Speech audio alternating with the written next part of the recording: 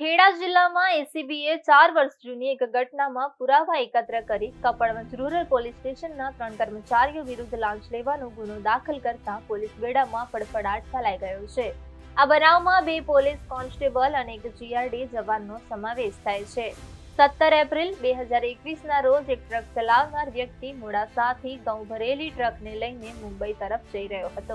રેલિયા police checkpost પર ફરજ બજાવતા કપડવંજ રૂરલના અને arm constable Ranjitsinh Zala, arm constable Rajeshbhai Baraiya અને જીઆરડી જવાન રાજેન્દ્રકુમાર ગઢવીએ ટ્રક અટકાવી ડ્રાઈવર પાસે વાહન અને માલસામાનના કાગળ ન હોવાને કારણે તેઓએ ટ્રક જમા કરાવવાની અને કડક પોલીસ કેસ કરવાની ધમકી આપી.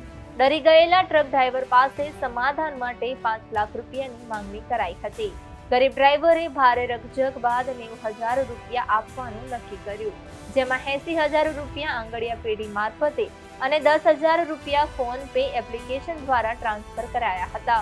જાગૃત ટ્રક ચાલકે સમગ્ર વાતચીતનું મોબાઈલમાં ગુપ્ત રેકોર્ડિંગ કરી એસીબીનો સંપર્ક કર્યો.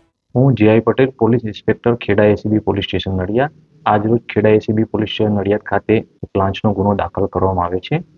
એમાં હકીકત એવી છે કે જે આ ગુનાના મૂળ અરજદાર છે કે તેઓ તારીખ 17/4/2021ના રોજ પોતાની માલિકીની ટ્રકમાં ઘઉંના કટ્ટા ભરીને અરવલ્લી જિલ્લાના મોડાસા ખાતેથી મુંબઈ જતા હતા. તે દરમિયાન ખેડા અને અરવલ્લી જિલ્લાની હદમાં આવેલ રેલિયા ચેકપોસ્ટ કે જે કપડવંજ રૂરલ પોલીસ સ્ટેશન હદ વિસ્તારમાં આવેલી છે, ત્યાં તેઓ ટ્રક લઈને પહોંચતા તેમની ટ્રકને આજરોજ જે આરોપી વિરુદ્ધ ગુનો દાખલ કરવામાં આવેલો છે, રણજીતસિંહ ઝાલા, રાજેશભાઈ બારૈયા કે જે બંને પોલીસ કર્મચારી છે, અને આરોપી નંબર 3 કે રાજેન્દ્ર ગઢવી કે જે જીઆરડીના સભ્ય છે, તેઓ તેમની ટ્રક રોકેલ અને ટ્રકના કાગળો અને જે માલ સામાન ભરેલ છે એના કાગળો માંગતા અરજદાર પાસે ન હતા. એટલે આ ત્રણેય આરોપીઓ એકબીજાની મદદગારીમાં રહી અને કે ગુનો દાખલ ના કરવો હોય તો તે માટે લાંચની માગણી કરતા શરૂઆતમાં 5 લાખ રૂપિયાની લાંચની માગણી કરે.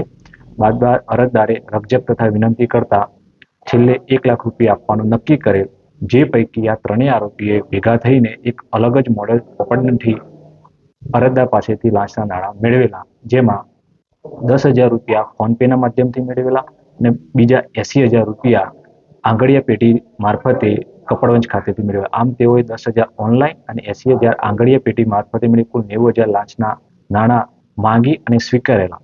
જે અંગેના દસ્તાવેજી પુરાવાઓ તપાસ દરમિયાન મેળવવામાં આવેલા, ટેકનિકલ પુરાવા મેળવવામાં આવેલા, સ્વતંત્ર સાહેબોના નિવેદન દેવામાં આવેલા અને ન્યાયનો હેતુ સિદ્ધ થાય તે માટે આરોપી તથા અરજદાર તમામના અવાજના નમૂના FSL ગાંધીનગર ખાતે મેળવવામાં આવેલા અને આ તમામ દસ્તાવેજી ટેકનિકલ પુરાવા મળતા તેઓ વિરુદ્ધ લાંચની માગણી કરેલ હોય અને લાંચ સ્વીકારેલ હોય પુરાવા મળતા આજરોજ ખેડા એસીબી પોલીસ સ્ટેશન ખાતે તેમના વિરુદ્ધ ગુનો દાખલ કરવામાં આવ્યો છે. જે પૈકી આરોપી નંબર 2 રાજેશભાઈ બારૈયાને સદર ગુનાના કામે અટક કરવામાં આવે છે.